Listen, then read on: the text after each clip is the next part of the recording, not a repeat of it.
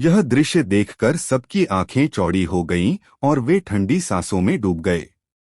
उन्होंने यह भी नहीं देखा था कि विशाल स्पाइक याओ गैंडा कैसे मरा। उन्होंने सिर्फ देव को अपना ब्लेड निकालते, उसे म्यान में डालते और फिर 10 मीटर दूर विशाल स्पाइक याओ गैंडा दो टुकड़ों में बंटते देखा। मरते हुए भी विशाल स्पाइक याओ गैंडा अभी भी हमला कर रहा था। जाहिर है उसे देव के हमले का बिल्कुल भी अंदाजा नहीं था।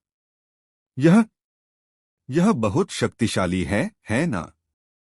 यह एक तृतीय श्रेणी का याओ जानवर है जो ड्रैगन स्पिरिट लोक में एक इंसान के बराबर है।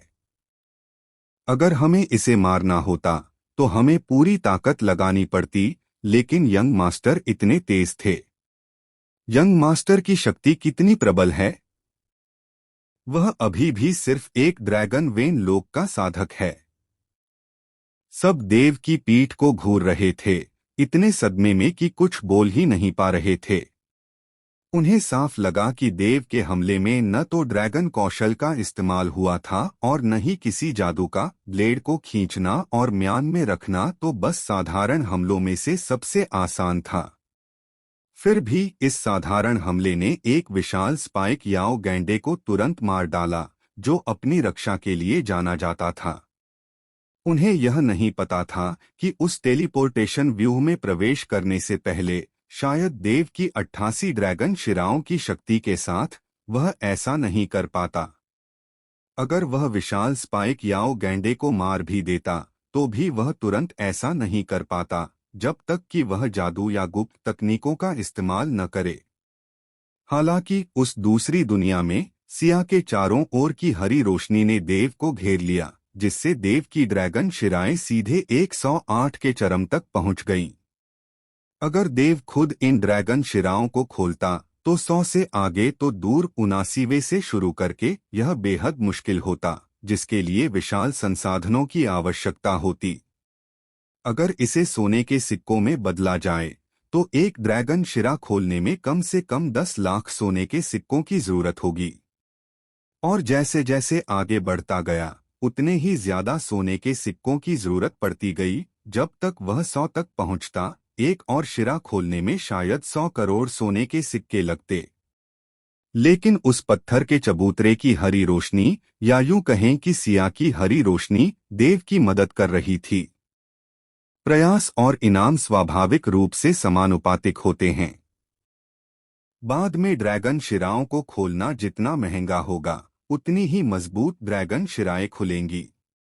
देव की मौजूदा ताकत के साथ एक विशाल स्पाइक याओ गैंडे की बात तो छोड़ ही दीजिए, वह तीसरे दर्जे के याओ जानवरों में से सबसे ऊंचे दर्जे के ज्वाला विशालकाय बाघ को भी तुरंत मार सकता था। इस समय देव के सभी मेरिडियन साफ हो चुके थे और जब वह चल रहा था तो उसके सिर के ऊपर हमेशा एक भंवर बना रहता था जो नंगी आंखों से दिखाई नहीं देता था। वह भंवर बड़ा नहीं था, लेकिन वह लगातार स्वर्ग और पृथ्वी के बीच आध्यात्मिक क्यूई को निगल रहा था, जो फिर देव के शरीर में फैल गया। चंदेल परिवार में लौटने के बाद देव ने तुरंत कई निर्देश दिए। अभिमन्यु और चंदेल परिवार के कनिष्ठ सदस्य, जो उनके साथ दानव पशु पर्वत श्रृंखला के अभियान पर गए थे, अब वध देवता मंडप के शिष्य बनने की पुष्टि कर दी गई। देव ने बड़ी मात्रा में याओ क्रिस्टल और आध्यात्मिक वस्तुएं छोड़ दीं और फिर अभिमन्यु को कलाकृतियों के शोधन और कीमिया के लिए आवश्यक सामग्री खरीदने हेतु वानबाओ मंडप में पूरे 10 करोड़ स्वर्ण सिक्के ले जाने को कहा। वास्तव में दानव पशु पर्वत श्रृंखला की इस यात्रा के बाद उसके पास पहले से ही बड़ी मात्रा में सामग्री, जैसे याओ क्रिस्टल और वे आध्यात्मिक वस्तुएं थीं। अगर वे अन्य कीमियागर होते तो ये सामग्री शायद संप्रदाय के अभियानों के लिए आवश्यक औषधीय गोलियों की संख्या के लिए पर्याप्त नहीं होती। लेकिन देव अलग था, वह कीमिया और शिल्पकला शोधन के शिखर पर पहुंच गया था और उसकी साधना एक बार फिर बढ़ गई थी, 108 मेरिडियन की सीमा तक पहुंच गई थी, जिससे उसे स्वर्ण स्तर से नीचे औषधीय गोलियों के लिए 100% सफलता दर प्राप्त हुई। रसायनज्ञ और शिल्पकला शोधक पेशे इतने महंगे होने का मुख्य कारण उनकी कम सफलता दर थी। बेशक फिर भी ये दोनों पेशे ड्रैगन मार्शल महाद्वीप पर अभी भी बेहद लोकप्रिय थे। इस समय याओ क्रिस्टल एकत्र हो चुके थे और सोने के सिक्के भी उपलब्ध थे, केवल औषधीय गोलियां और वे हथियार गायब थे। सिया की बात करें तो देव दुहक में था, लेकिन वह कुछ हद तक खुश भी था, क्योंकि 10,000 साल पहले ही उसने सोचा था कि सिया की मृत्यु हो गई है। पूरे 10,000 साल तक उस काले ताबूत में पड़ा रहा, लेकिन इस बार देव को लगा कि सिया अभी मरा नहीं है। या यूं कहें कि कुछ घटनाओं के कारण सिया को उस महाशक्तिशाली प्राणी ने पुनर्जीवित कर दिया जिसने एक दुनिया के भीतर एक दुनिया की रचना की थी। हालांकि वह उस समय शोक मना रहा था, लेकिन जब तक सिया जीवित था उसे अपार प्रेरणा मिलती। पलक झपकते ही आधा महीना और बीत गया। इस दिन किसी ने चंदेल परिवार से मुलाकात की। चंदेल परिवार के लिए यह सचमुच सम्मान की बात है कि मेघ परिवार के प्रथम अतिथि बुजुर्ग व्यक्तिगत रूप से हमारे चंदेल परिवार से मिलने आए। चंदेल परिवार के मुख्य हॉल में योगेश ने उस अधेड़ उम्र के व्यक्ति को देखा जिसके चेहरे पर कुछ अप्रिय भाव थे और वह विनम्रता से बोल रहा था। हालांकि यह पूरी तरह से शिष्टाचार नहीं था। ताकत के मामले में मेघ परिवार चंदेल परिवार से कहीं ज्यादा शक्तिशाली था। अगर रोशनी पहले ही हान संप्रदाय के संप्रदाय गुरु का निजी शिष्य न बन गई होती तो मेघ परिवार चंदेल परिवार पर ध्यान ही न देता। इस बार चंदेल परिवार में जो व्यक्ति आया वह मेघ परिवार का पहला अतिथि एल्डर ड्रैगन कोर क्षेत्र के प्रारंभिक चरण का विशेषज्ञ गिरधर था। उसके साथ 2 ड्रैगन स्पिरिट क्षेत्र शिखर विशेषज्ञ और ड्रैगन स्पिरिट क्षेत्र के प्रारंभिक चरण और मध्य चरण के कई मेघ परिवार के सदस्य भी थे। इन लोगों से ही मेघ परिवार की नींव का पता चलता था।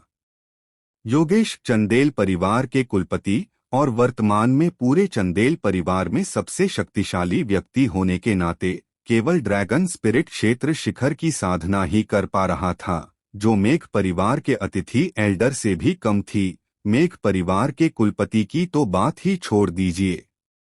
मेघ परिवार के कुलपति की नींव और साधना के साथ वह अपना संप्रदाय पूरी तरह से स्थापित कर सकता था, लेकिन मेघ परिवार ने ऐसा नहीं किया। चूंकि संप्रदाय की स्थापना बहुत महंगी थी और संप्रदाय को नष्ट होने से बचाने के लिए पूर्ण शक्ति के बिना बहुत कम लोग संप्रदाय की स्थापना करते थे। गिरधर और अन्य लोगों के अलावा देवगिरी काउंटी के दीक्षित परिवार से अमरजीत, खैबर और शेखर भी चंदेल परिवार में आए।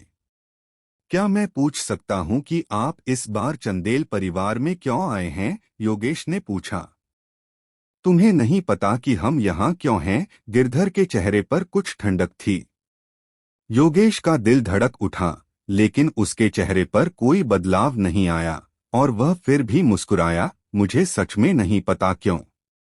तार्किक रूप से मेघ परिवार की हैसियत को देखते हुए उन्हें मेरे चंदेल परिवार में आने की जहमत नहीं उठानी चाहिए।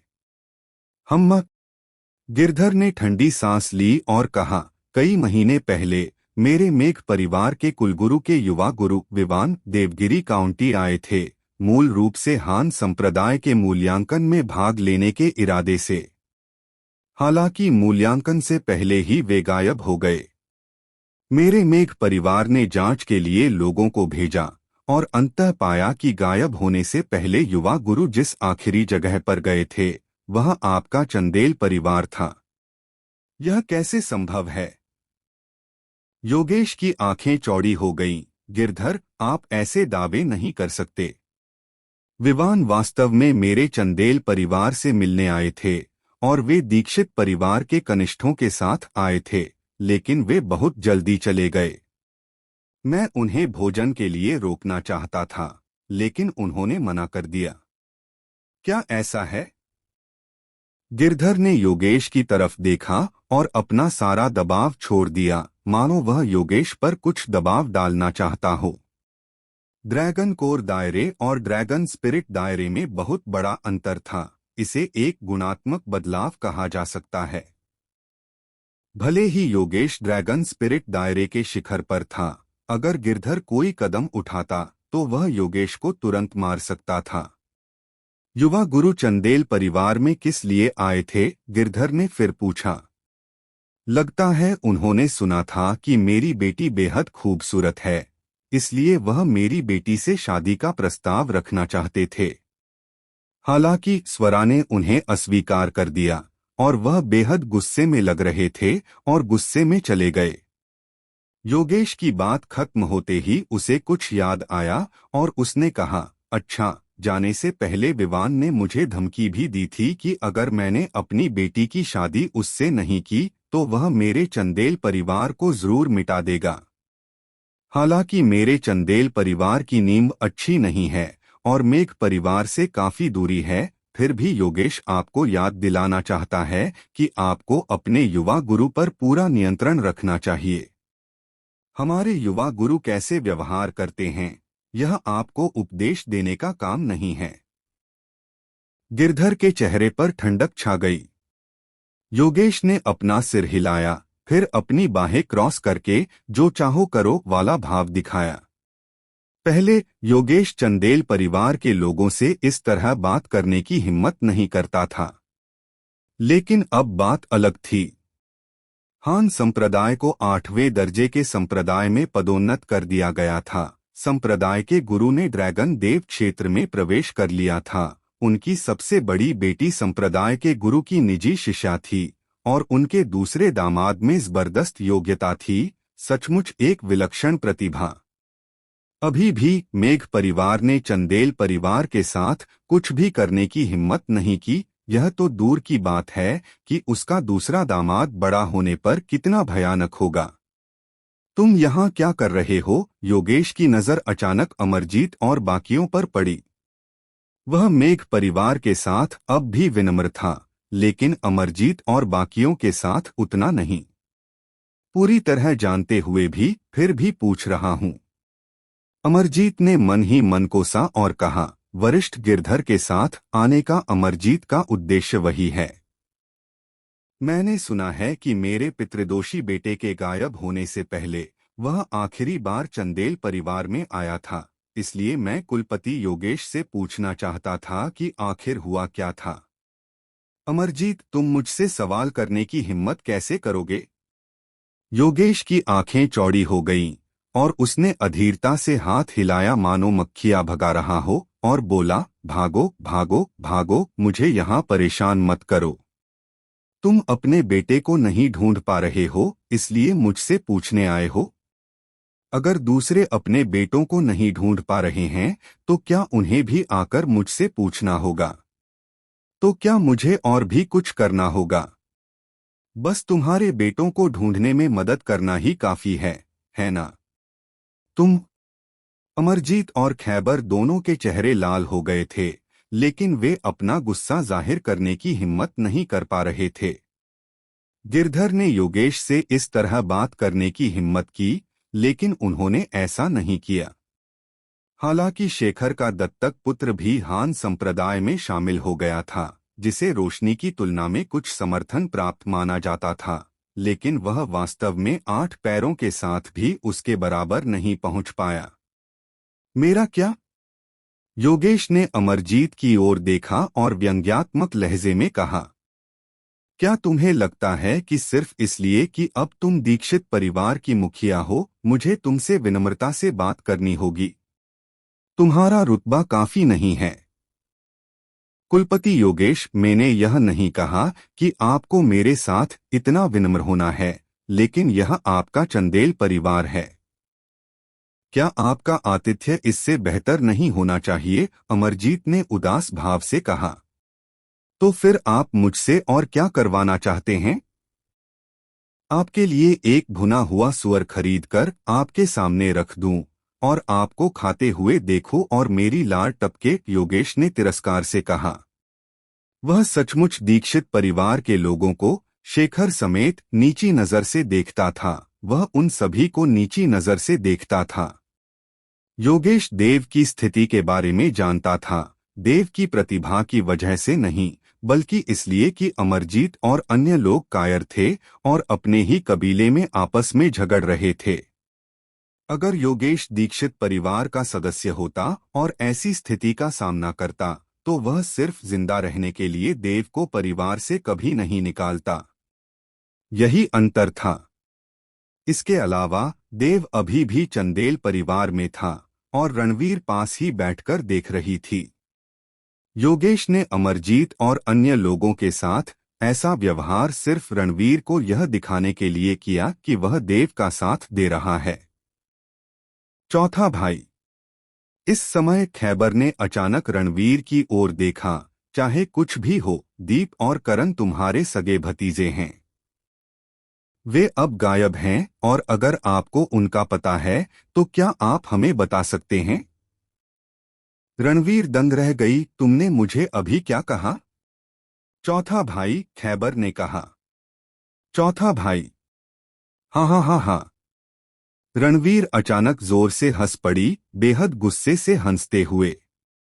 तुम्हारी अब भी हिम्मत है कि कहो कि दीप और करण मेरे सगे भतीजे हैं? देव का क्या? क्या देव तुम्हारा सगा भतीजा नहीं है? जब त्यागी परिवार और दुबे परिवार ने मेरे दीक्षित परिवार को घेरा था, तब तुमने क्या किया था? अब जब तुम्हारे बेटे गायब हो गए हैं, तो तुम मुझसे पूछने आए हो? क्या तुम्हारा दिमाग खराब हो गया है या मेरे कानों ने गलत सुना है? अगर रणवीर का बस चले तो वह अभी जाकर अमरजीत और खैबर को 2-4 लात मार दे। उसने जो गुस्सा दबा रखा था, वह इस पल फिर से उबल पड़ा। देव के साथ जो हुआ वह वाकई गलत था और तुमने उस समय की स्थिति देखी थी। अगर हमने उसे परिवार से नहीं निकाला होता तो पूरा दीक्षित परिवार फंस जाता, अमरजीत ने गंभीर चेहरे के साथ कहा। बकवास। रणवीर ने अचानक गाली दी। अगर तुम्हारे बेटों को किसी के सामने घुटने टेकने को कहा जाता तो तुम क्या करते? तुमने उस समय देव को परिवार से निकाल दिया था, उसे अपने हाल पर छोड़ दिया था। अब अच्छा हुआ तुम यहाँ दौड़कर आए हो और मुझसे अपने बेटों का पता पूछ रहे हो। क्या सिर्फ तुम्हारे बेटों को ही बेटा माना जाता है और मेरे रणवीर का बेटा बेटा नहीं है? मुझे पता है तुम गुस्से में हो और हमने उस समय जो किया वह वाकई थोड़ा ज्यादा था। आज चंदेल परिवार में आकर सबसे पहले दीप और करण का पता लगाना है और दूसरा तुम्हें और देव को दीक्षित परिवार में वापस बुलाना है। आखिरकार दीक्षित परिवार का खून तुम्हारी रगों में बहता है ना? अमरजीत ने कहा। यहां से निकल जाओ। रणवीर ने अमरजीत की ओर इशारा किया और गाली दी। यह क्या बकवास है? क्या तुम्हें लगता है कि देव और मैं अब भी वापस जाना चाहते हैं? दीक्षित परिवार के अराजक माहौल में अगर तुम मुझे बुलाने के लिए 8 बेर वाली पालकी भी भेज दोगे तो भी मैं वापस नहीं जाऊंगा। चौथे भाई, अपनी बातों और अपनी हैसियत का ध्यान रखना। मैं तुम्हारा जैविक बड़ा भाई हूं। अमरजीत का चेहरा काला पड़ गया। जैविक बड़ा भाई? हाँ हाँ हाँ अमरजीत, अगर मैं तुम्हारी जगह होता तो मैं कोई पत्थर ढूंढकर उस पर अपना सिर पटककर मर जाता। रणवीर एक भयावह आभा के साथ फूट पड़ा। अमरजीत, मेरे लिए तुम्हारे जैसा जैविक बड़ा भाई होना। यह जरूर है कि जब मेरा पुनर्जन्म हुआ था तब मैं अंधा था और तुम्हारे गर्भ से पैदा हुआ था। तुम बस। अमरजीत कुछ और कहने ही वाला था कि तभी उसने शेखर को यह कहते सुना, रणवीर और देव दीक्षित परिवार में वापस जाने को तैयार नहीं हैं, इसलिए तुम्हें उन पर दबाव डालने की जरूरत नहीं है। यह सुनकर अमरजीत ने दांत पीस लिए, लेकिन अंततः अपना मुंह बंद कर लिया। दूसरी ओर रणवीर ने शेखर की ओर देखा, एक गहरी सांस ली और कहा, शेखर, मैं आज तुम्हें एक बार फिर बड़ा भाई कहूंगा, लेकिन सिर्फ आज और सिर्फ इस आखिरी बार। जिस क्षण से देव और मैंने दीक्षित परिवार छोड़ा है, हम और दीक्षित परिवार अजनबी हो गए हैं। जैसी आपकी मर्जी। शेखर ने आह भरी, मानो उसकी उम्र अनगिनत साल हो गई हो। वह जानता था कि सब कुछ अपरिवर्तनीय है और अब पछताना बेकार है। क्या हो गया? अगर हो गया तो जल्दी करो और निकल जाओ। योगेश ने आगे कहा, क्या परेशानी है? मेरे संबंधितों को इतना गुस्सा दिला रहे हो। मैं सचमुच तुम सबको देखना नहीं चाहता। योगेश को बेदखली का नोटिस देते देख अमरजीत और बाकी लोग जाने और रुकने के बीच फंस गए। आखिरकार उन्हें अभी तक कोई जवाब नहीं मिला था और वे जाना नहीं चाहते थे। अमरजीत गिरधर को देखे बिना नहीं रह सकी। योगेश, मेरे मेघ परिवार ने बहुत अच्छी तरह से जांच पड़ताल की है। यंग मास्टर आखिरी बार चंदेल परिवार में गायब हुए थे। अगर आज तुम मुझे जवाब नहीं दोगे तो मैं। तुम्हारा क्या मतलब है? गिरधर की बात पूरी होने से पहले ही योगेश के हाव भाव अचानक बदल गए और पहले वाली विनम्रता पूरी तरह से गायब हो गई। गिरधर, योगेश, तुम्हारे प्रति मेरी विनम्रता का मतलब यह नहीं है कि मैं तुमसे डरता हूं। मेघ परिवार वास्तव में कमांडरी शहर में एक महान परिवार है, लेकिन मेरी बेटी हान संप्रदाय के संप्रदाय गुरु की निजी शिष्या है, एक महाज्ञानी जिसने 10 ड्रैगन मेरिडियन खोले हैं। तुम्हें पता होना चाहिए कि हान संप्रदाय के संप्रदाय गुरु कितने शक्तिशाली हैं, है ना? मेरे चंदेल परिवार पर हाथ डालने की हिम्मत करो। गिरधर पूरी तरह से स्तब्ध रह गया। उसने कभी उम्मीद नहीं की थी कि योगेश, जो अभी इतना विनम्र था, इतनी जल्दी अपना हाव भाव बदल देगा। उन्हें बाहर निकालो। गिरधर के दोबारा बोलने से पहले ही योगेश खड़ा हो गया, हाथ हिलाया और फिर पीछे की ओर चल दिया। सज्जनों, कृपया। हरीश ने गिरधर, अमरजीत और बाकी लोगों की ओर इशारा किया। हम चंदेल परिवार का तो वाकई एक अलग ही अंदाज है। गिरधर खड़ा हुआ और ठंडी सांस लेते हुए बोला, योगेश, ऐसा मत सोचो कि यह मामला खत्म हो गया है। हान संप्रदाय का संप्रदाय गुरु वाकई बहुत शक्तिशाली है और मेरा मेघ परिवार उसे उकसाने की हिम्मत नहीं करता, लेकिन मैंने सुना है कि वह एक निष्पक्ष और न्यायप्रिय व्यक्ति है। अगर मुझे पता चला कि चंदेल परिवार ने यंग मास्टर पर हाथ डाला है तो हान संप्रदाय का संप्रदाय गुरु भी दखल नहीं देगा। फिर मेरे मेघ परिवार को निर्दयी होने का दोष मत दो। योगेश ने उसकी बात अनसुनी कर दी, मानो उसने कुछ सुना ही न हो। गिरधर की बात खत्म होने के बाद वह अपने लोगों के साथ चला गया। हालांकि वह गुस्से में था, लेकिन उसने सचमुच कुछ करने की हिम्मत नहीं की। अगर देवगिरी काउंटी के बाकी 3 बड़े परिवार होते तो बात अलग थी, लेकिन योगेश को इतनी अच्छी बेटी किसने दी? तुम अभी भी नहीं जा रहे हो? गिरधर चला गया, लेकिन अमरजीत और बाकी लोग अभी भी वहीं बैठे थे। रणवीर, जो पहले हुआ उसके लिए हम माफी चाहते हैं। कृपया देव को वापस जाने दो। बाहर निकलो। अमरजीत की बात पूरी होने से पहले ही रणवीर अचानक दहाड़ उठी। रणवीर को कैसे पता नहीं चला कि अमरजीत क्या योजना बना रही है? जब देव को क्यों विचलन हुआ था और उसकी मेरिडियन पूरी तरह से कट गई थी, तब अमरजीत और खैबर ने दीक्षित परिवार के मुखिया के पद के लिए बहुत कुछ किया था। काश वे रणवीर और देव दोनों को मार पाते। अब जब उन्हें पता चल गया था कि देव में स्वर्ग विरोधी योग्यता है, तो उन्होंने माफी मांगने और देव को दीक्षित परिवार में वापस जाने देने की बात की। सरासर बेतुका। यह देखकर कि स्थिति अब नहीं सुधर सकती, अमरजीत ने अब खुद को मूर्ख नहीं बनाया और जाने की तैयारी की। ओह ठीक है। तभी अचानक रणवीर की आवाज आई, अमरजीत, क्या दीक्षित परिवार के मुखिया का पद अच्छा है? मैं तुम्हें सलाह दूं कि जितना हो सके इसका आनंद लो, क्योंकि जल्द ही देवगिरी काउंटी में दीक्षित परिवार का कोई अस्तित्व नहीं रहेगा। ऐसा मत सोचो कि तुम्हारे बेटे में कुछ प्रतिभा होने से ही वह सचमुच अजेय है। मेरे दीक्षित परिवार में ऐसे लोग हैं जो हान संप्रदाय में शामिल हो गए हैं। अमरजीत ने अचानक अपना सिर घुमाया और व्यंग्यात्मक लहजे में कहा, यह तुम्हारा अच्छा बेटा है, देव। हान संप्रदाय के संप्रदाय गुरु उसे अपना निजी शिष्य बनाना चाहते थे, लेकिन उसने मना कर दिया। वह सचमुच बहुत घमंडी है। क्या ऐसा है?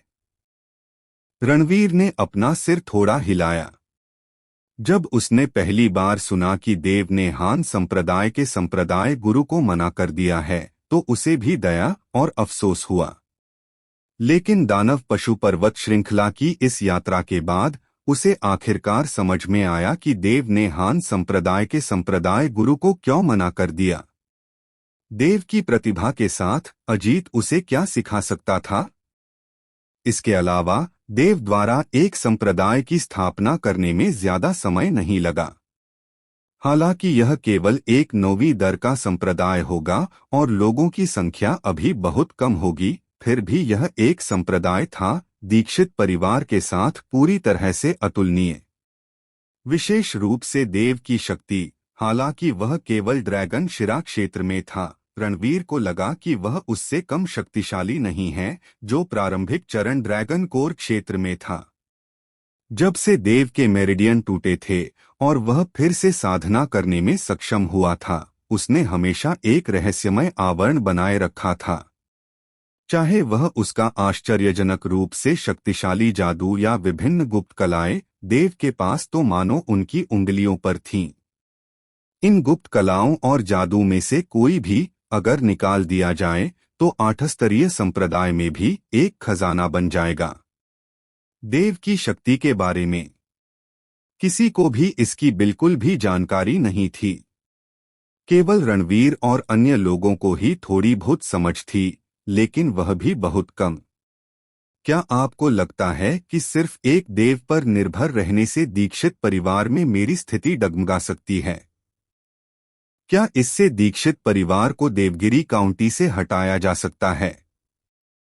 अमरजीत ने आगे कहा, मैं आपको बता दूं, कुछ दिन पहले वृद्ध गुरु ने एक संदेश भेजा था कि वह कुछ ही दिनों में एकांत साधना से बाहर आ जाएंगे। यह कहते हुए अमरजीत ने अपनी आस्तीन ऊपर उठाई और जाने के लिए मुड़ा। रणवीर एक पल के लिए स्तब्ध रह गया, फिर हल्की सी आह भरी। दीक्षित परिवार के लोगों में उस समय उसे सिर्फ बूढ़े मालिक से ही लगाव था। बूढ़े मालिक ने उस समय रणवीर को बहुत महत्व दिया था, इसलिए उन्होंने परिवार के मुखिया का पद उसे सौंप दिया। अगर वह भविष्य में दीक्षित परिवार का विरोध करता तो वह बूढ़े मालिक का विरोध होता। रणवीर, जो एक ऐसा पुत्रवत पुत्र था, जाहिर है ऐसा होते नहीं देखना चाहता था। छोड़ो भी, नाव पुल पर पहुंचते ही अपने आप सीधी हो जाएगी। रणवीर ने मन ही मन सोचा। मेघ परिवार की इस बार चंदेल परिवार से मुलाकात से कोई उपयोगी जानकारी नहीं मिली और दीक्षित परिवार तो और भी कम मददगार था। हालांकि मेघ परिवार की जांच पड़ताल के साथ उन्हें धीरे धीरे यकीन हो गया कि विवान चंदेल परिवार में ही गायब हो गया है, क्योंकि जब जांच पड़ताल चंदेल परिवार तक पहुंची तो कोई खबर ही नहीं थी, मानो सुराग सीधे ही काट दिए गए हों। मेघ परिवार के कुछ लोगों ने तो यह भी अनुमान लगाया कि विवान की मृत्यु चंदेल परिवार में हुई थी। हालांकि ज्यादातर लोगों ने इस अनुमान को खारिज कर दिया, क्योंकि उन्हें लगा कि देवगिरी काउंटी का एक साधारण परिवार चंदेल परिवार काउंटी शहर के एक बड़े परिवार के एक युवा गुरु पर हाथ डालने की हिम्मत कैसे कर सकता है। और जब मेघ परिवार जांच पड़ताल कर रहा था, चंदेल परिवार में देव के बगल में हथियार और औषधीय गोलियां पहले से ही ढेर में पड़ी थीं।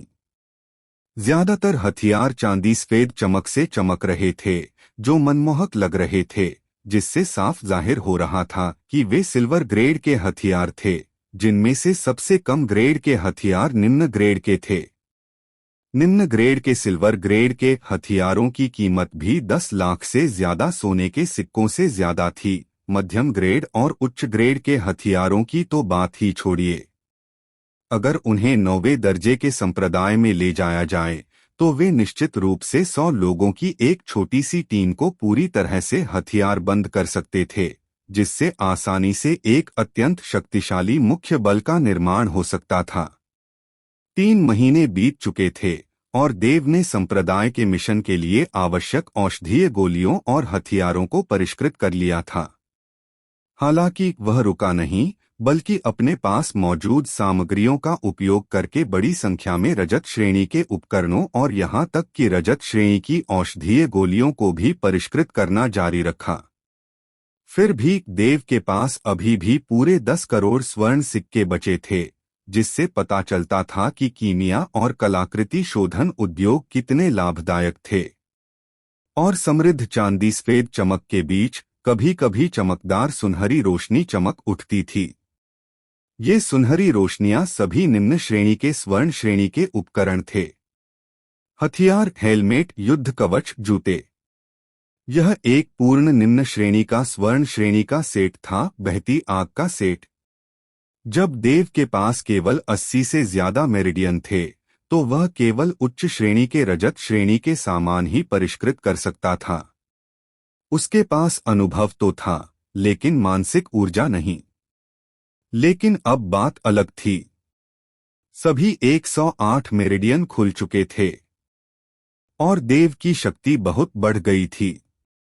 निम्न श्रेणी की स्वर्ण श्रेणी की वस्तुओं की तो बात ही छोड़िए, वह मध्यम श्रेणी की स्वर्ण श्रेणी की वस्तुओं को भी परिष्कृत कर सकता था। उच्च श्रेणी की स्वर्ण श्रेणी के लिए भी यह संभव था, लेकिन उसकी मानसिक ऊर्जा थोड़ी अपर्याप्त थी और परिष्करण के दौरान एक निश्चित विफलता दर होती। स्वर्ण श्रेणी की वस्तुओं के लिए आवश्यक सामग्री स्पष्ट रूप से अत्यंत कीमती थी और देव उसे इस पर बर्बाद नहीं करेगा। जब तक अत्यंत आवश्यक न हो, वह फिलहाल उच्च श्रेणी के स्वर्ण श्रेणी के उपकरणों और औषधीय गोलियों को परिष्कृत नहीं कर पाएगा। और देव के बगल वाले जैसे बहते अग्नि सेट के 10 सेट थे। यह भी आर्थिक तंगी के कारण था, अन्यथा देव और भी अधिक परिष्कृत हो जाता। संप्रदाय स्थापित करने का समय आ गया है। 1 और महीना बीत गया और इस दिन देव आखिरकार बिस्तर से उठा।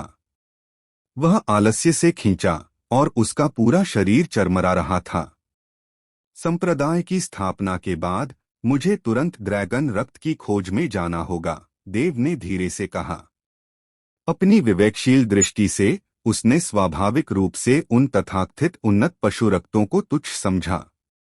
उदाहरण के लिए, ड्रैगन मार्शल महाद्वीप पर 7वें स्तर का पशु रक्त निश्चित रूप से एक अनमोल पशु रक्त था।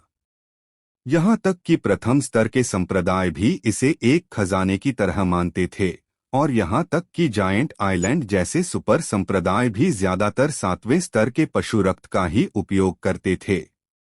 लेकिन देव की नजर में 7वें स्तर का पशु रक्त सचमुच कचरे जैसा था। हालांकि ड्रैगन रक्त क्षेत्र में प्रवेश करने के बाद अगर कोई उच्च श्रेणी का रक्त पा सकता था तो वह रक्त का पुनः आदान प्रदान कर सकता था, लेकिन देव अपने पिछले जन्म में दानव ड्रैगन प्राचीन सम्राट था। अगर उसे संलयन से गुजरना होता तो वह ऐसे बेकार पशु रक्त के साथ संलयन नहीं करता। भले ही वह संलयन न भी करता, वह संलयन नहीं करता। यह दानव ड्रैगन प्राचीन सम्राट का अहंकार था। फुस! देव ने हाथ हिलाकर सारी औषधीय गोलियां और उपकरण अपनी स्थानिक अंगूठी में डाल दिए। तुरंत वह चंदेल परिवार से अलग हो गया और हान संप्रदाय की ओर चल पड़ा। संप्रदाय मिशन के लिए आवश्यक वस्तुएं संबद्ध संप्रदाय को पहुंचानी थीं।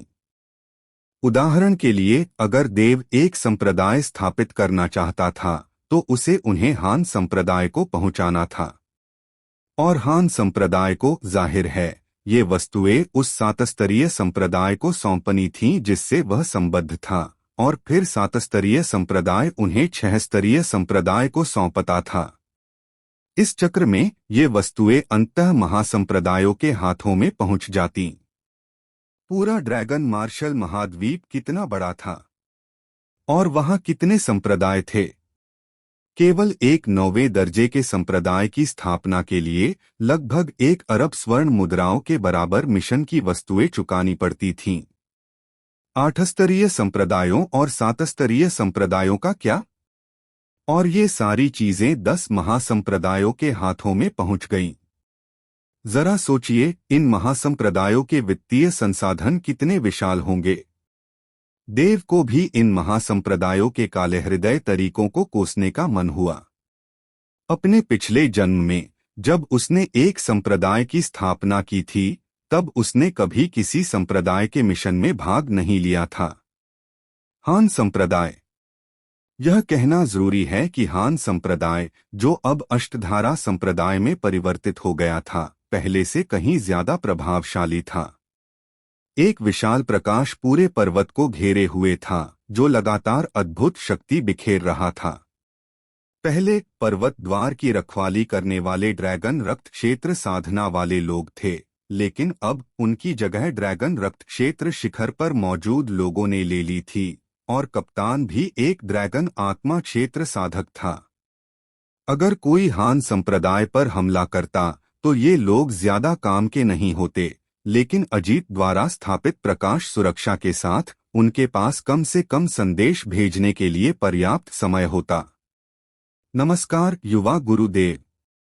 देव को आते देख ड्रैगन आत्मा क्षेत्र के नेता तुरंत खड़े हो गए और देव से बात की। उनके शब्दों में सम्मान का भाव था। शुरुआत में उसने देव को तुच्छ समझा था, लेकिन जिस दिन हान संप्रदाय को अष्टधारा संप्रदाय में पदोन्नत किया गया, उस दिन देव ने एक चित्र बनाया था। यही वह चित्र था जिसने हान संप्रदाय के संप्रदाय गुरु अजीत को सीधे ड्रैगन देव लोक के मध्य चरण का साधक बनने का अवसर दिया, और वह विचारशील संप्रदाय के संप्रदाय गुरु, जो एक वरिष्ठ अष्टधारा संप्रदाय था, के साथ कंधे से कंधा मिलाकर खड़ा हो सका। यह जानना जरूरी है कि विचारशील संप्रदाय के संप्रदाय गुरु ड्रैगन देव लोक में प्रवेश करने के 100 साल बाद ही ड्रैगन देव लोक के मध्य चरण में पहुंच पाए थे, लेकिन अजीत ड्रैगन देव लोक में कितने समय से थे? केवल आधा साल। आधे साल में वह फिर से ड्रैगन देव लोक के मध्य चरण में पहुंच गया, और यह सब देव की पेंटिंग की वजह से हुआ। उस दिन सभी पहरेदारों ने यह दृश्य देखा था, और अब भी देव का रहस्य उनके दिलों में घूमता रहता है। आखिरकार देव वास्तव में ड्रैगन शिरा क्षेत्र का एक साधक ही था। सबसे महत्वपूर्ण बात यह थी कि अजीत ने स्वयं कहा था कि देव हान संप्रदाय का मानद अतिथि एल्डर बन गया है, और यह संप्रदाय गुरु और उपसंप्रदाय प्रमुख के अलावा सबसे शक्तिशाली पद था, इसलिए उनके पास सम्मान दिखाने के अलावा कोई विकल्प नहीं था। देव ने थोड़ा सिर हिलाया। मैं आपके संप्रदाय गुरु को ढूंढ रहा हूं। युवा गुरुदेव, कृपया मेरे पीछे आइए। ड्रैगन आत्मा क्षेत्र का व्यक्ति जल्दी से बोला। देव को अतिथि एल्डर कहकर संबोधित न करते हुए उसे लगातार युवा गुरुदेव कहता रहा। यह वास्तव में देव के प्रति सम्मान का संकेत था, क्योंकि देव की उम्र वास्तव में बहुत कम थी। उसे अतिथि एल्डर कहना सरासर अनुचित था, जबकि उसे युवा गुरु कहना देव की अद्भुत प्रतिभा को दर्शाता था। स्वाभाविक रूप से देव यहाँ किसी उपाधि को लेकर दूसरे पक्ष से बहस नहीं करेगा और सीधे हान संप्रदाय में प्रवेश कर गया। क्या महान शक्ति है! यह सचमुच अकल्पनीय है। एक साधारण ड्रैगन शिरा क्षेत्र साधक मुझ पर इतना भारी दबाव डाल सकता है। यह युवा गुरुदेव सचमुच सरल नहीं है। देव के हान संप्रदाय में प्रवेश करने के बाद हान संप्रदाय पर नजर रखने वाले रक्षक आपस में कानाफूसी करने लगे। देव का सामना करते हुए उन्हें ऐसा लगा जैसे वे किसी विशाल पर्वत के सामने हों, खासकर देव का हमेशा शांत भाव, मानो वह हर समय अत्यंत शांत मनस्थिति बनाए रख सकता हो। देव को हान संप्रदाय के मुख्य हॉल में ले जाने के बाद ड्रैगन स्पिरिट क्षेत्र रक्षक कप्तान पीछे हट गया। रास्ते में देव को देखने वाले सभी लोगों ने तुरंत सम्मानपूर्वक बात की, जिनमें कुछ बुजुर्ग भी शामिल थे। यह जानना जरूरी है कि ये बुजुर्ग हान संप्रदाय में अत्यंत सम्मानित पदों पर थे, लेकिन चाहे वह उस पेंटिंग की वजह से हो या देव स्वयं हान संप्रदाय के मानद अतिथि बुजुर्ग होने के कारण उन्हें देव के साथ अत्यंत सम्मान से पेश आना पड़ता था। जैसे ही देव हान संप्रदाय के परिषद भवन में पहुंचा, अचानक उसकी मुलाकात एक परिचित से हुई। यह एक बूढ़ा आदमी था जिसके बाल सफेद हो रहे थे, जो देव को देखकर थोड़ा कांप उठा और तुरंत अपना सिर नीचे करके आदरपूर्वक बोला, नमस्कार युवा गुरुदेव। यह कहकर वह बूढ़ा आदमी देव के पास से गुजर गया और तुरंत वहां से जाने का इरादा कर लिया। रुको! लेकिन देव ने हल्के से मुस्कुराते हुए अपना सिर घुमाया और कहा, बड़े महेंद्र, आप और मैं पुराने परिचित हैं, आप मुझसे इस तरह क्यों बच रहे हैं? यह बूढ़ा आदमी बिल्कुल महेंद्र ही था।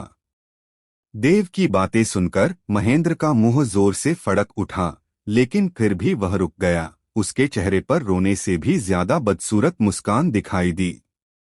यह अधीनस्थ जानबूझकर आपसे बच नहीं रहा है, बस इस अधीनस्थ को कुछ काम निपटाने हैं।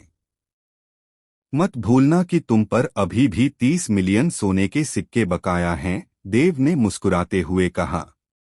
महेंद्र का दिल कई बार जोर से धड़का और उसने अजीब तरह से कहा, मैं नहीं भूलूंगा, मैं नहीं भूलूंगा। चूंकि ऐसा ही है तो अपना काम करो, देव ने कहा। हाँ? महेंद्र जल्दी से चला गया। शायद उसे डर था कि देव फिर से बोल पड़ेगी। कुछ कदम चलने के बाद वह सचमुच ड्रैगन क्यू से फट पड़ा और भागने जैसी ड्रैगन स्किल जैसी हरकत का इस्तेमाल किया। देव हक्का बक्का होकर देखता रहा, वह उसे खाने वाला नहीं था, तो इतनी जल्दी क्यों? अपना सिर हिलाते हुए देव काउंसिल हॉल में चला गया। अजीत को बहुत पहले ही पता चल गया था कि देव हान संप्रदाय में आ गया है और वह वहां देव का इंतजार कर रहा है।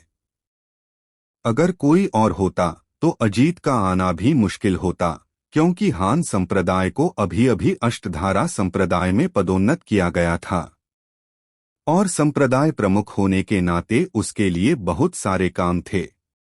लेकिन देव के आने पर उसे आना ही था और वह देव को अपना इंतजार करवाने के बजाय खुद देव का इंतजार करना पसंद करता। हाँ, युवा गुरुदेव, आपके पास हान संप्रदाय में आने के लिए इतना खाली समय क्यों है? देव को अंदर आते देख अजीत ने हंसते हुए कहा। अगर कुछ गड़बड़ न हो तो क्या मैं नहीं आ सकता? देव मुस्कुराया।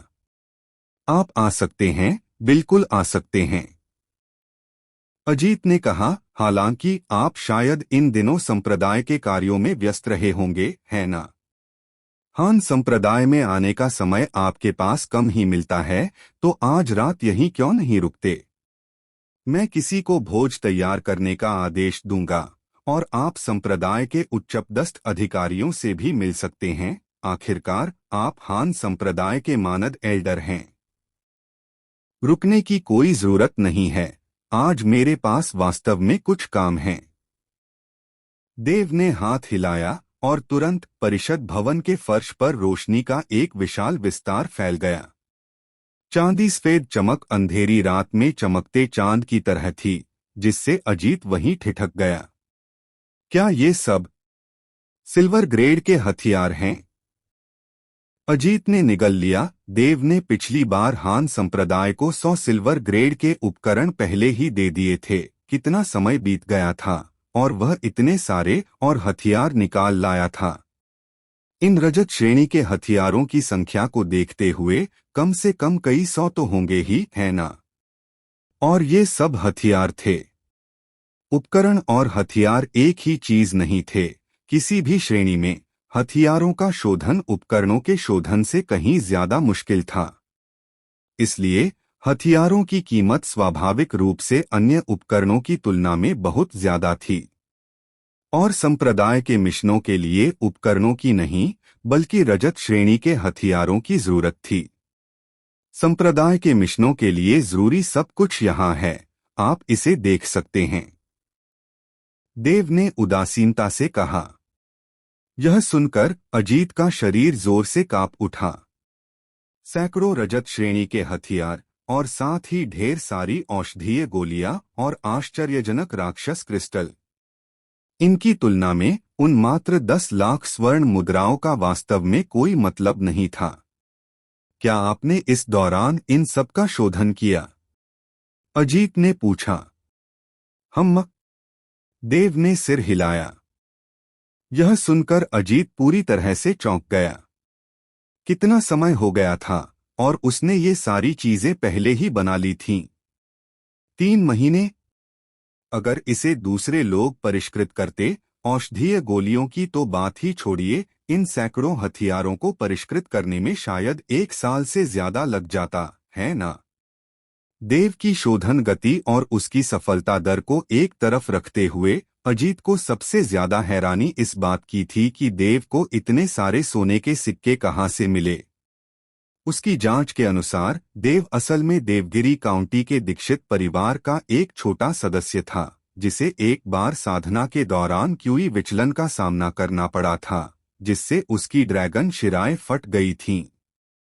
बाद में वह किसी तरह ठीक हो गया, लेकिन त्यागी परिवार और दुबे परिवार को भड़काने के कारण उसे दीक्षित परिवार से निकाल दिया गया और वह चंदेल परिवार की छत के नीचे रह रहा था। इस संप्रदाय मिशन के लिए आवश्यक वस्तुओं का कुल मूल्य लगभग 1 अरब था। सिर्फ दीक्षित परिवार या चंदेल परिवार की बात ही छोड़ दें तो भी देवगिरी काउंटी के चारों बड़े परिवार मिलकर भी इतना उत्पादन नहीं कर सकते थे। वास्तव में कीमिया और कलाकृति शोधन उद्योग वाकई बेहद लाभदायक हैं, अजीत ने आह भरी। हालांकि उसके पास कुछ मार्शल दाव प्रतिभा थी, फिर भी वह वास्तव में कीमिया और कलाकृतियों के शोधन को नहीं समझ पाया।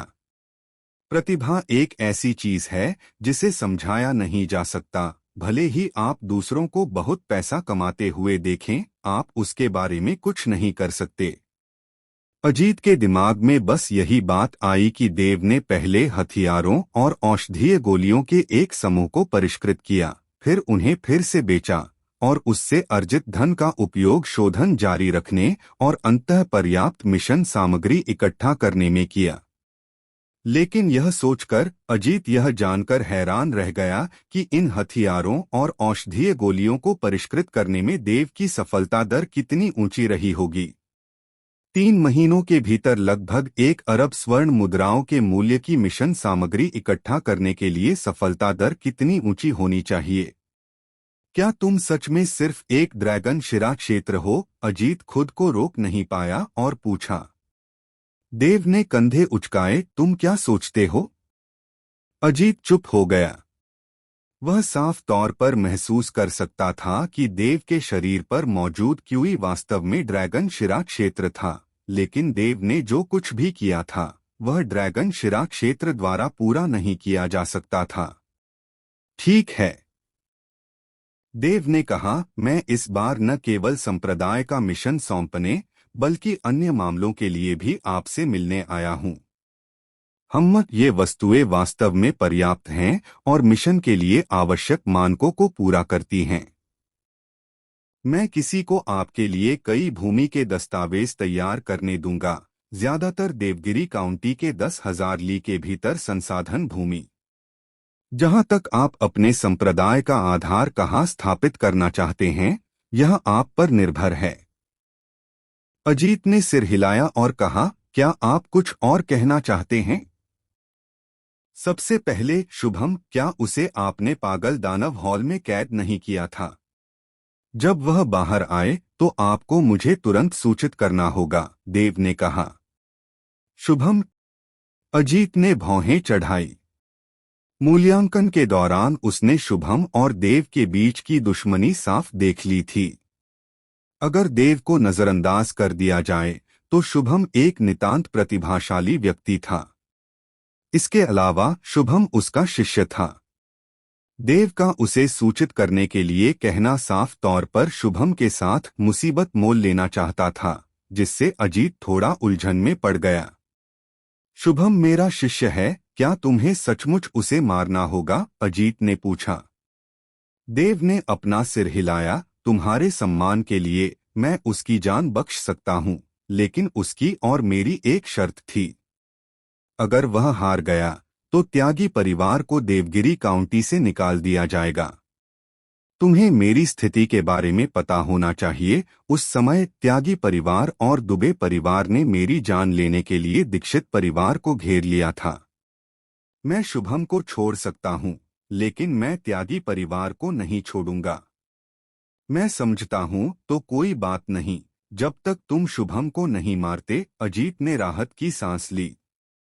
उसे शुभम की एक व्यक्ति के रूप में, या यूं कहें कि शुभम की प्रतिभा की परवाह थी। उस शापित त्यागी परिवार के जीवन और मृत्यु का उससे क्या लेना देना था। अगर वह देव होता तो उस समय त्यागी परिवार द्वारा लगातार पीछा किए जाने के बाद, ताकत हासिल करने के बाद भी वह उन्हें नहीं छोड़ता। दूसरा, आपके द्वारा जारी किए गए 10 संप्रदाय स्थापना आदेशों में से एक रक्त दानव संप्रदाय भी है ना? देव ने कहा। तुम्हें कैसे पता? अजीत ने जवाब दिया। संप्रदाय स्थापना आदेश प्राप्त करने से पहले आमतौर पर व्यक्ति अपने संप्रदाय का नाम बताता है, जैसे देव का वध देव मंडप या रक्त दानव संप्रदाय जहां यशवंत स्थित था। हालांकि बहुत कम लोग जानते थे कि अजीत द्वारा जारी किए गए संप्रदाय स्थापना आदेशों में कौन से संप्रदाय शामिल थे। मेरी मुलाकात रक्त दानव संप्रदाय के लोगों से हुई। देव की आंखों में एक ठंडी चमक उभरी। अगर रक्त दानव संप्रदाय स्थापित हो जाता है तो तुम्हें मुझे भी तुरंत सूचित करना होगा। तुम क्या करना चाहते हो? अजीत का दिल धड़क उठा जब उसने देव की आंखों में ठंडक देखी। यह पहली बार था जब उसने देव के शांत व्यवहार के पीछे छिपी भयानक भावनाओं को देखा था। रक्त दानव संप्रदाय का नाश करो, देव ने कहा। क्या? अजीत तुरंत चौंक गया। देव रक्त दानव संप्रदाय को नष्ट करना चाहता था? शायद दूसरों को पता न हो, लेकिन अजीत अच्छी तरह जानता था कि उसके द्वारा जारी संप्रदाय स्थापना आदेशों में रक्त दानव संप्रदाय निश्चित रूप से सबसे शक्तिशाली संप्रदायों में से एक था। हालांकि उसने अभी तक कोई संप्रदाय स्थापित नहीं किया था, फिर भी उसने हजारों शिष्यों की भर्ती कर ली थी, और एक बार स्थापित होने के बाद यह तुरंत 10,000 से ज्यादा हो जाएगा। हान संप्रदाय भी अपनी स्थापना के बाद इतना शक्तिशाली कभी नहीं था। आपके संप्रदाय में कितने लोग हैं? अजीत खुद को पूछे बिना नहीं रह सका। देव ने एक पल सोचा और कहा, कुल मिलाकर 20 से भी कम लोग। 20 लोग? और इन 20 लोगों की ताकत क्या है? संप्रदाय गुरु ड्रैगन कोर क्षेत्र है, 3 या 4 ड्रैगन रक्त क्षेत्र हैं, और बाकी ड्रैगन शिरा क्षेत्र हैं। अजीत, 20 लोग 10,000 से ज्यादा लोगों वाले एक संप्रदाय को नष्ट करने के लिए? यह तो सरासर बकवास है।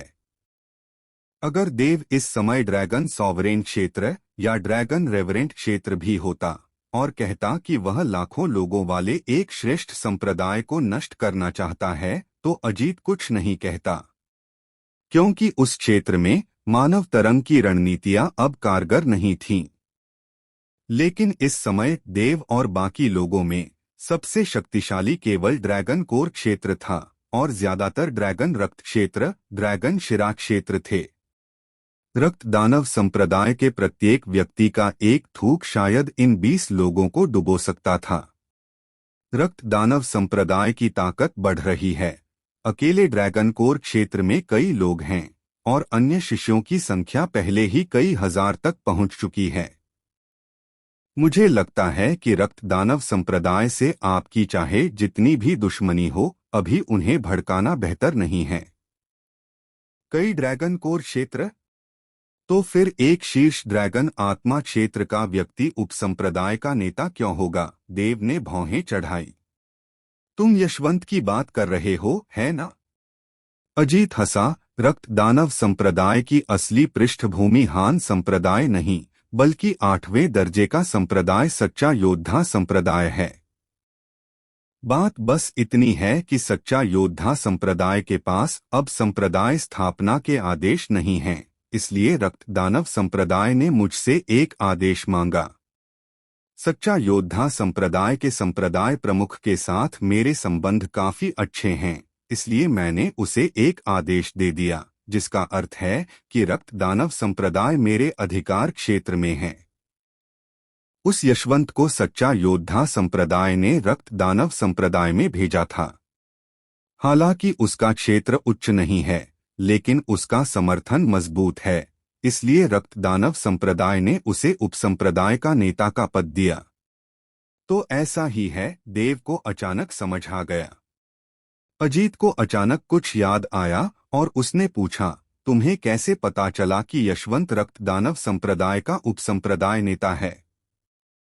क्या तुम उससे मिले हो? हाँ, देव ने सिर हिलाया। हम पहले दानव पशु पर्वत श्रृंखला गए थे और संयोग से यशवंत के नेतृत्व में 100 लोगों की एक टीम देखी थी। एक संघर्ष हुआ। सौभाग्य से तुम सुरक्षित लौट आए। वह यशवंत एक शिखर ड्रैगन आत्मा क्षेत्र विशेषज्ञ है। ड्रैगन कोर क्षेत्र में प्रवेश करने से बस एक कदम दूर है और उसके पास सच्चा योद्धा संप्रदाय का गुप्त ड्रैगन कौशल है, इसलिए उसकी ताकत अभी भी बहुत मजबूत है, अजीत ने कहा। उसे मैंने मार डाला, देव ने शांति से कहा। अजीत? अगर उसके सामने वाला व्यक्ति देव न होता तो अजीत सचमुच उस पर थूककर उसे मार डालना चाहता। मारा गया? उसे मैंने मारा था। अपने दादाजी को मार डालो। वह एक शीर्ष ड्रैगन आत्मा क्षेत्र विशेषज्ञ था, ड्रैगन कोर क्षेत्र में प्रवेश करने से बस एक कदम दूर। इसके अलावा यशवंत के पास सच्चा योद्धा संप्रदाय द्वारा दी गई ड्रैगन कौशल की गुप्त तकनीकें भी थीं, जिससे वह उसी स्तर के अन्य शीर्ष ड्रैगन आत्मा क्षेत्र साधकों से कहीं अधिक शक्तिशाली था, लगभग अजेय अवस्था में। फिर भी तुम कहते हो कि उसे यूं ही मार दिया गया। अगर तुमने उसे मार दिया तो ठीक है, लेकिन तुम्हारे इस सहज लहजे का क्या मतलब है? अजीत सचमुच देव को समझ नहीं पाया। ऐसा लग रहा था कि देव की मनःस्थिति को देखते हुए अगर उसने एक ड्रैगन देव क्षेत्र विशेषज्ञ को भी मार दिया होता, तब भी वह इतना निश्चिंत रहता। बेशक उसे जो सबसे कम समझ में आया वह थी देव की ताकत। क्या यशवंत तुम्हारे ही हाथों मारा गया था? अजीत ने पूछा। देव ने सिर हिलाया। नहीं, उसे मेरे अधीनस्थ ने मारा था। तो बात ऐसी ही है। अजीत के चेहरे पर अचानक एहसास हुआ, देव ने अभी अभी कहा था कि उसके द्वारा स्थापित संप्रदाय में एक ड्रैगन कोर क्षेत्र विशेषज्ञ था। अब लग रहा था कि ड्रैगन कोर क्षेत्र विशेषज्ञ ने ही यशवंत को मारा होगा। हालांकि देव के अगले वाक्य से उसे लगभग खून की उल्टी आ गई। वह मुझे कार्रवाई करने के लिए भी तैयार नहीं था। छोड़ो छोड़ो। अजीत ने हाथ हिलाया। देव के झटके से वह पहले ही सुन्न हो चुका था। उसने तुरंत कहा, चूंकि तुमने यशवंत को पहले ही मार डाला है तो यह निश्चित रूप से एक कभी न खत्म होने वाली स्थिति है और सच्चा योद्धा संप्रदाय को इसके बारे में पहले ही पता चल गया होगा। अगर तुम सचमुच रक्त दानव संप्रदाय पर हमला करना चाहते हो तो मुझे डर है कि सच्चा योद्धा संप्रदाय भी इसमें शामिल हो जाएगा। सच्चा योद्धा संप्रदाय? देव के होंठ मुड़ गए। बस एक 8वीं दर का संप्रदाय, इससे कोई फर्क नहीं पड़ता। और कुछ है? अजीत ने फिर पूछा। इस समय उसका मन कर रहा था कि देव को थप्पड़ मार दूं और फिर उससे कह दूं, शेखी बघारना बंद करो। लेकिन किसी कारण से उसे हमेशा लगता था कि देव जो कह रही है वह शेखी बघारने जैसा नहीं बल्कि सच जैसा लग रहा है। और फिर वो 50 स्लॉट हैं, देव ने कहा। मुझे पता था कि तुम यह बात जरूर उठाओगे। अजीत ने आह भरी। मैंने तुम्हारे लिए लोगों को पहले ही तैयार कर लिया है। पूरा हान संप्रदाय बड़ों को छोड़कर चौक में इकट्ठा है, लगभग 40,000 लोग। तो चलो। देव खड़ा हो गया।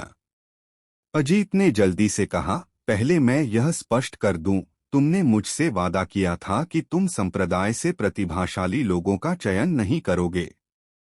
ये 50 स्थान हैं। अगर तुम अपनी बात से मुकर गए तो न केवल मैं बल्कि संप्रदाय के बुजुर्ग भी सहमत नहीं होंगे।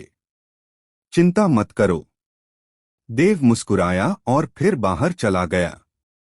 अजीत ने असहाय होकर अपना सिर हिलाया और उसके पीछे चला गया। हान संप्रदाय चौक।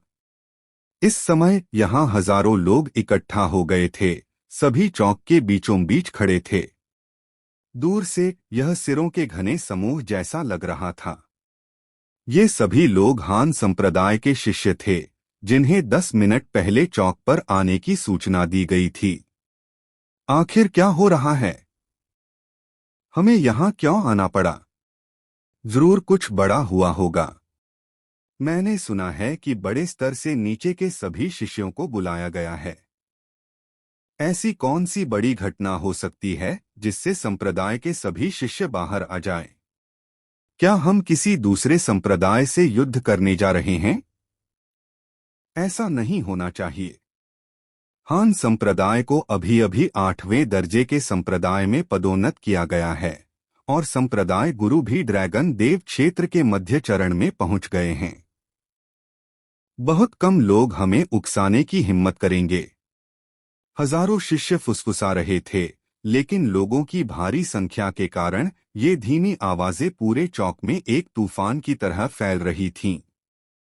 न केवल वे बल्कि उनके सामने खड़े बड़े लोग भी भ्रमित हो गए। अजीत ने उन्हें यह नहीं बताया था कि इतने सारे शिष्य यहाँ क्यों इकट्ठे हुए हैं। सब लोग शांत हो जाओ, संप्रदाय गुरु यहाँ हैं। तभी एक वृद्ध व्यक्ति बोला। सभी शिष्यों ने जल्दी से अपने मुंह बंद कर लिए और पास ही से धीरे धीरे आ रही दो आकृतियों को देखा। उनके भाव सम्मान से भरे थे। नमस्कार संप्रदाय गुरु। अजीत चेहरे पर मुस्कान लिए देव के साथ आगे बढ़े और हंसते हुए बोले, आप बहुत उत्सुक होंगे कि इस संप्रदाय ने आपको यहाँ क्यों बुलाया है ना? मैं आपको अभी बताता हूँ। बोलने के बाद उन्होंने देव की ओर देखा और कहा, यह युवा गुरुदेव हैं। इस हान संप्रदाय मूल्यांकन में प्रथम स्थान पर हैं। मुझे लगता है आप सभी ने उनके बारे में सुना होगा। क्या वे देव हैं? तो यह वही है। मैंने सुना है कि उसकी योग्यता बेहद अद्भुत है। अद्भुत से भी ज्यादा। यह तो वाकई भयानक है। हाँ, 22 ड्रैगन शिराएं खोलकर और ड्रैगन शिरा क्षेत्र के उच्च श्रेणी के कीमियागर होने के नाते उसे भयानक कहना कोई अतिशयोक्ति नहीं होगी। कई निगाहें एक साथ देव की ओर उठीं। अगर यहाँ खड़ा व्यक्ति पुनर्जन्म के बाद देव नहीं होता तो वह निश्चित रूप से इतना भारी दबाव नहीं झेल पाता। लेकिन देव बेहद शांत था। उसने इन शिष्यों की ओर हल्के से सिर हिलाया और कहा, सभी को नमस्कार। वह यहाँ क्या कर रहा है? क्या वह फिर से हान संप्रदाय में शामिल होना चाहता है? अगर वह हान संप्रदाय में शामिल भी हो रहा है तो इतने सारे लोगों के बाहर आकर उसका स्वागत करने की कोई जरूरत नहीं है ना? मुकुल भीड़ के सामने खड़ा मन ही मन सोच रहा था। वह देव की प्रतिभा की सच्ची प्रशंसा करता था, लेकिन देव का शिष्य बनकर मुकुल के अनुसार देव में अभी वह शक्ति नहीं थी।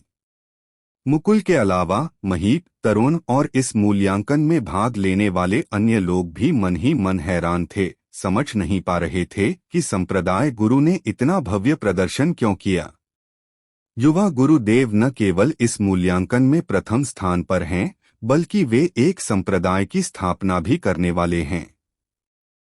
उनके संप्रदाय का नाम वधदेव मंडप है, अजीत ने कहा। ये चंद शब्द किसी बम की तरह थे जो सीधे हजारों लोगों के बीच फट पड़े। क्या वह ड्रैगन शिरा क्षेत्र में नहीं है? वह एक संप्रदाय कैसे स्थापित कर सकता है? क्या वह पहले ही ड्रैगन कोर क्षेत्र में प्रवेश कर चुका है? असंभव, इतनी जल्दी नहीं। उस पर क्यूई अभी भी ड्रैगन शिरा क्षेत्र की है। उसके द्वारा संप्रदाय स्थापित करने का हमसे क्या लेना देना है? अजीत ने अपना हाथ नीचे दबाया और भारी शोर तुरंत शांत हो गया। युवा गुरुदेव का इस बार आगमन आप में से 50 लोगों को वध देवता मंडप में शामिल करने के लिए चुनने के लिए है। अजीत ने आगे कहा, वध देवता मंडप अभी अभी स्थापित हुआ है और इसमें बहुत सारे संसाधन हैं। यदि आप वध देवता मंडप में शामिल होने के लिए भाग्यशाली हैं, तो आपको हान संप्रदाय की तुलना में बेहतर साधना प्राप्त होगी। यह सुनते ही 40,000 से ज्यादा शिष्यों के चेहरे पर मुस्कान आ गई। तो बात सीटों के चयन की थी। लगभग तुरंत ही उन्होंने अनुमान लगाया कि ऐसा इसलिए होगा क्योंकि देव का संप्रदाय अभी अभी स्थापित हुआ था और चूंकि वह ड्रैगन शिरा क्षेत्र में था, इसलिए कोई भी उसमें शामिल होने को तैयार नहीं था, जिससे पर्याप्त संख्या में लोग नहीं थे। इसलिए वह अजीत के साथ अपने संबंधों का इस्तेमाल करके हान संप्रदाय में आकर कुछ लोगों को चुन रहा था ताकि वे संख्याएं भर सकें। लेकिन वे सभी गर्वित व्यक्ति थे। उनमें से हर एक हान संप्रदाय में उसके मूल्यांकन के आधार पर शामिल हुआ था और उससे भी महत्वपूर्ण बात यह कि वे सभी तब तक टिके रहे जब तक हान संप्रदाय को 8वें दर्जे का संप्रदाय नहीं बना दिया गया। वे एक नए स्थापित बिल्कुल बेकार 9वें दर्जे के संप्रदाय में शामिल होने को कैसे तैयार हो सकते थे? 8वें दर के संप्रदाय और 9वें दर के संप्रदाय के बीच एक स्पष्ट अंतर है, जिसे हान संप्रदाय से देखा जा सकता है। हान संप्रदाय के 8वें दर के संप्रदाय में पदोन्नत होने के बाद उसके मूल संसाधन क्षेत्रों का तुरंत कई गुना विस्तार हुआ और उसके सभी शिष्यों द्वारा प्राप्त संसाधन भी पहले की तुलना में कई गुना बढ़ गए। सरल शब्दों में कहें तो उन्हें हान संप्रदाय से हर महीने निम्न श्रेणी की औषधीय गोली की एक बोतल मिलती थी, लेकिन अब उन्हें कम से कम 2 या 3 बोतलें भी मिल सकती हैं। इसके अलावा जब हान संप्रदाय अभी भी 9वें दर का संप्रदाय था, तो ये शिष्य कभी कभी बाहर जाते समय दूसरे 9वें दर के संप्रदायों के शिष्यों से मिल जाते थे। हालांकि दूसरा पक्ष विनम्र होता था, लेकिन अंततः यह केवल विनम्रता ही थी। जब वे अष्टम श्रेणी संप्रदायों के शिष्यों से मिलते तो वे उनकी ओर देखते तक नहीं, उनकी ठुड्डी इतनी ऊंची होती कि मानो आसमान छू रही हो, और वे नवम श्रेणी संप्रदायों के इन शिष्यों को महत्वपूर्ण ही नहीं समझते थे। लेकिन जब से हान संप्रदाय को अष्टम श्रेणी संप्रदाय में पदोन्नत किया गया है, तब से जब वे पहले वाले नवम श्रेणी संप्रदायों के शिष्यों से मिलते तो वे सभी दौड़कर आते, झुककर और धीरे से बोलते। यहाँ तक कि जब वे अष्टम श्रेणी संप्रदायों के शिष्यों से मिलते तो दूसरे पक्ष के चेहरे पर पहले जैसा भाव नहीं रहता, बल्कि वे उनके साथ बराबरी का व्यवहार करते। यही है पद का उत्थान, पहचान का अंतर। श्रेष्ठ होने की इस भावना के आदी हो जाने के बाद वे अचानक नवम श्रेणी संप्रदाय में वापस लौटने और दूसरों की तिरस्कार भरी निगाहों को सहने के लिए कैसे सहमत हो सकते थे? यह तो बताने की जरूरत नहीं कि हान संप्रदाय के संप्रदाय गुरु ने पहले ही ड्रैगन देव क्षेत्र में सफलता प्राप्त कर ली है, जिससे वह एक ऐसा प्रबल समर्थक बन गया है जिसे भड़काने की हिम्मत बहुत कम लोग करते हैं। यह तो बस एक नया स्थापित संप्रदाय है। हालांकि अजीत के पास बहुत सारे संसाधन हैं, लेकिन ड्रैगन शिरा क्षेत्र द्वारा स्थापित संप्रदाय के पास कितने संसाधन हो सकते हैं? कहा जाता है कि जब वधदेव मंडप की स्थापना हुई थी तो उसने लगभग अपना सारा धन खर्च कर दिया था। जो भी वधदेव मंडप में स्वेच्छा से शामिल हुआ, उसे न केवल संसाधन नहीं मिले बल्कि उसने अपनी संपत्ति भी दान कर दी। हालांकि अब तक डटे रहने वाले ये सभी लोग वधदेव मंडप में बुजुर्गों की तरह बन गए हैं और संप्रदाय के भीतर महत्वपूर्ण शक्ति रखते हैं। आप सभी उस समय हान संप्रदाय की स्थिति जानते हैं। केक पर आइसिंग लगाना अच्छी बात है, लेकिन सबसे जरूरी है समय पर मदद पहुंचाना। आपके पास भविष्य में वध देवता मंडप के एल्डर बनने का मौका है, अजीत ने कहा जब उसने देखा कि उसके सामने हजारों लोग न केवल चुप थे बल्कि उनके चेहरों पर गहरी अनिच्छा भी थी। हालांकि एक साथ 50 स्लॉट चुनने से उसे थोड़ा दुख भी हुआ, लेकिन उसे लगा कि ये शिष्य शायद कुछ और ही सोचेंगे, यह सोचकर कि हान संप्रदाय उनकी कद्र नहीं करता। लेकिन अजीत को ऐसा करना ही पड़ा। सिर्फ देव की पेंटिंग के लिए 50 स्लॉट तो क्या 500 स्लॉट भी अजीत देव को दे देगा। यह उपकार सचमुच बहुत बड़ा था। वध देवता मंडप के एल्डर। यह सुनकर ज्यादातर लोगों ने मजाक उड़ाया। हालांकि हान संप्रदाय के बुजुर्गों ने अंततः दृढ़ता से सफलता प्राप्त की, लेकिन यह बेहद कठिन था। कौन जाने वध देवता मंडप अगला हान संप्रदाय बन पाएगा या नहीं। कौन जाने वध देवता मंडप अपनी स्थापना के तुरंत बाद नष्ट हो जाएगा या नहीं।